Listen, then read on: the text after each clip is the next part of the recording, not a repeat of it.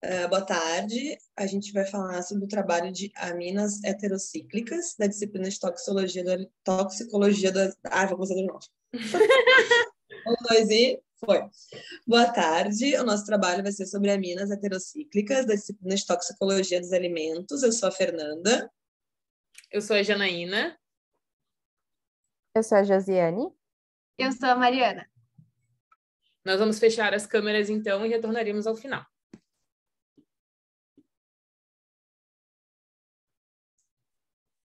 Vamos lá.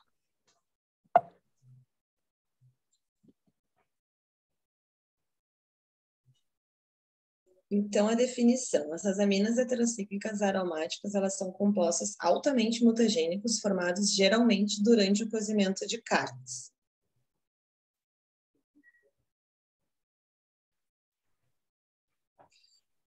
As aminas heterocíclicas, então, elas estão presentes em alimentos ricos em proteínas, submetidos aos métodos usuais de cocção. Elas são formadas pelas reações de Maillard, que é uma reação de escurecimento não enzimático que pode ocorrer com os alimentos em organismos vivos.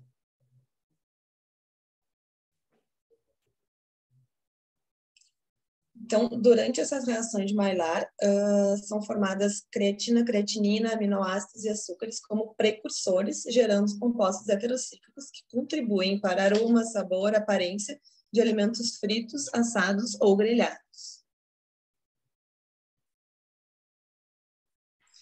E as aminas heterocíclicas, elas têm 2 tipos, os tipo IQ, que são as aminoidazoquinolinas, que elas são formadas como produtos da reação das pirazinas, enquanto que as do tipo IQX são aminodazoquinoxalinas, essas são formadas por produtos de reação de piridinas. E elas precisam de uma ativação metabólica para ativar a função mutagênica. Elas são ativadas pelo citocromo P450 e especialmente pela CYP1A2, tornando-se mutagênicas e carcinogênicas mesmo em baixas doses. Então, assim,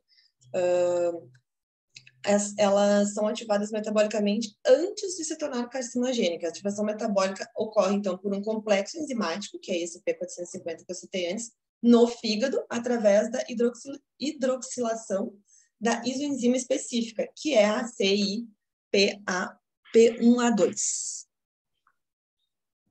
Pode passar.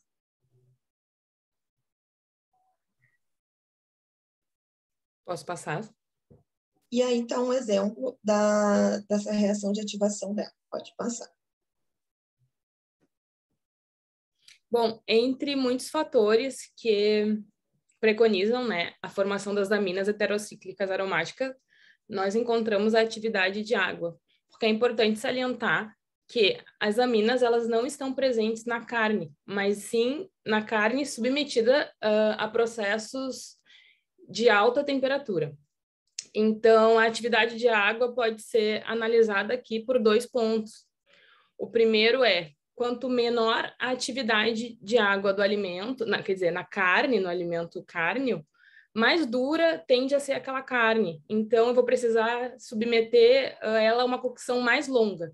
E a gente vai ver ao longo do trabalho que esses processos a altas temperaturas por muito tempo fomentam, né, a ativação das aminas. E também a atividade de água, quanto mais, é o que se chamam de overcooking, quanto mais tempo eu deixo esse alimento cárneo submetido a altas temperaturas, mais ele seca, menor fica essa atividade de água e também maior a formação das aminas heterocíclicas aromáticas.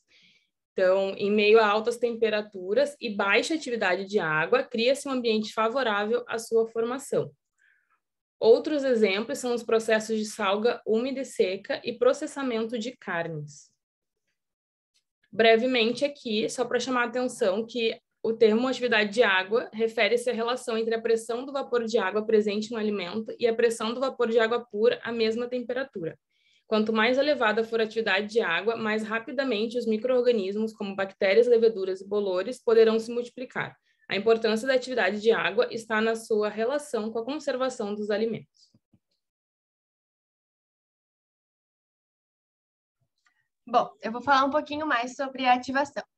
Pesquisas apontaram um possível risco das carnes grelhadas, assadas e fritas à saúde, porque as aminas heterocíclicas e os hidrocarbonetos policíclicos aromáticos, eles são componentes químicos que se formam quando as carnes fibrosas, como bife, carne de porco e até mesmo peixes e aves, são cozidas em altas temperaturas. Podem ser elas assadas ou grelhadas.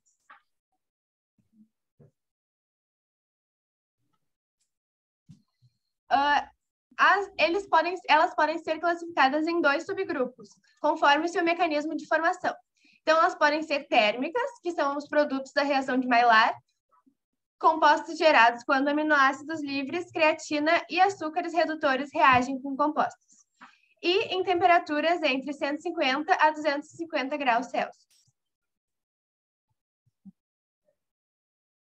Ou as pirolíticas, que são resultado da pirólise de proteínas ou aminoácidos aquecidos a temperaturas mais altas, em temperaturas acima de 250 graus Celsius. Alguns estudos mostraram que essas concentrações podem ser reduzidas pela adição de antioxidantes, como a vitamina E, extratos de alho, alecrim, sálvia ou salmoura.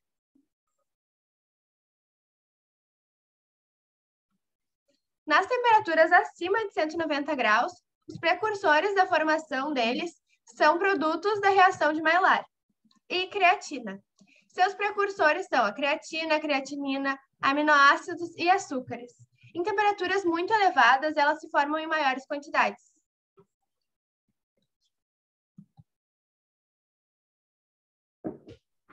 Então, sobre a Agência Internacional de Pesquisa sobre Câncer, a IARC, o que ela diz? Que classificou em 2015 as carnes processadas e carnes vermelhas como carcinogênicas, do grupo 1, e prováveis carcinogênicas, grupo 2A, para humanos. Qual que é o seu limite seguro? O limite seguro está em torno de 30 miligramas por quilo, ou seja, 30 partes por milhão. Pode passar. Mesmo em doses de NG e gramas no alimento, as ARRAs estão associadas ao desenvolvimento de câncer, desde que fatores que estimulem o desenvolvimento neoplasmo estejam presentes. Bom, apesar desse contexto, né, da formação das aminas heterocíclicas em alimentos cárneos, desses fatores negativos associados, a gente sabe que a abstenção do seu consumo sem a devida substituição pode levar a uma dieta com deficiência de proteínas de alto valor biológico, e também de nutrientes, como ferro, hemínico e vitaminas do complexo B. Pensando nisso, a gente pode lançar mão de estratégias para reduzir os riscos no processo de cocção e preparo desses alimentos. Por exemplo, utilizar temperaturas mais baixas, próximas a 100 graus, ou fazer um pré-aquecimento no micro-ondas, que é colocar a carne no micro-ondas por 3 minutos, descartar o líquido que se forma, e só após isso seguir com métodos de cocção tradicionais, como grelhar, fritar, assar. Sempre preferindo o grelhado, por ele ser mais rápido, e também não expor a carne a temperaturas tão altas quanto um processo de cocção assado, por exemplo. Esse pré-cozimento no micro-ondas reduz os níveis das aminas heterocíclicas aromáticas em até 90%, pois diminui significativamente os precursores do exsudato, que é aquele líquido que se forma e vai ser eliminado, diminuindo então a creatina, além de aminoácidos e vitaminas solúveis. Que essa é a ideia vista nesse gráfico. Esse gráfico mostra a redução da creatina após colocar no micro-ondas por 3 minutos. E após esse tempo, ele meio que atinge um platô. Então, é indiferente se você colocar 3 minutos ou 5 minutos. Essa redução de creatina vai ser vista nos primeiros 3 minutos. E como a creatina é um precursor das ações de Maillard, a gente tem aí uma técnica. Outra técnica para reduzir esse risco mutagênico e carcinogênico é o uso de antioxidantes para marinar a carne antes do cozimento, podendo reduzir em até 85% a formação das aminas em decorrência das ações da vitamina C e, entre outros, marinados. E também o uso de azeite na preparação dos alimentos pode levar à formação de níveis menores das aminas devido à presença de compostos polifenóicos no azeite. E aqui fica uma reflexão. Como as gurias comentaram, a carne ela não tem por si só o poder mutagênico e carcinogênico, né? Então, tudo depende de fatores como a temperatura, a quantidade, o tempo de cocção ou até quais acompanhamentos daquela carne. Então, sempre privilegiar acompanhamentos mais leves, vegetais, coloridos e de alimentos antioxidantes.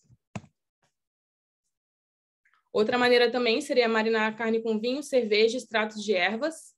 Uso de frutas cítricas são estratégias eficazes na redução dos níveis das aminas. Eles contêm, novamente, antioxidantes e também modificam o pH da carne, além de não necessariamente desenvolver características sensoriais negativas no alimento. Pelo contrário, né? A gente tem muitas receitas que comprovam que eles agregam sabor. E como é mais de uma opção ali, a gente consegue pensar em várias receitas e sabores e formas diferentes de preparo. A quantidade de amina aumenta com a elevação da temperatura e com o tempo de cocção. Portanto, carnes grelhadas apresentam menores níveis, quando comparadas a carnes assadas no forno, ou do churrasco, ou em panela, visto que estas são submetidas a altas temperaturas, 150 a 250 graus, por longos períodos de tempo, enquanto as grelhadas são submetidas a períodos mais curtos de cocção e de calor, com temperatura ideal variando entre 98 e 100 graus. Principalmente quando a carne grelhada foi submetida a métodos de preparo com altas temperaturas, muito bem passada, né? Ao ponto para mais, estes acarretam na formação de aminas heterocíclicas, que contribuem para um processo que pode gerar maiores fatores de estresse oxidativo e dano do DNA. Entretanto, cada indivíduo apresenta respostas diferentes a esses processos, com níveis de riscos e benefícios diferentes para a mesma dieta, até porque a amina precisa de enzimas assim, ela não tem a capacidade direta de atividade mutagênica, então ela precisa de enzimas metabólicas para ativá-las, né? Além de múltiplos fatores, como, por exemplo, a predisposição genética, para aí sim ter esse risco aumentado, né?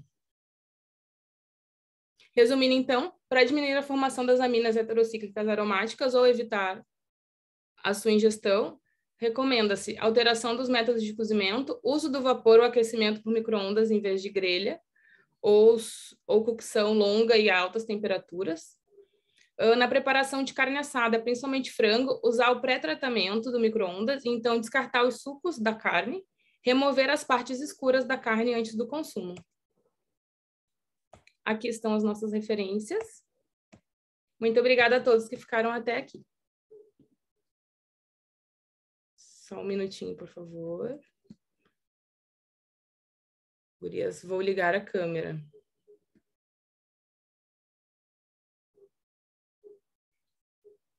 Não vou conseguir ligar a câmera. Mas acho que podemos finalizar, né? Parando a gravação, então. Tchau, tchau. Obrigada, prof.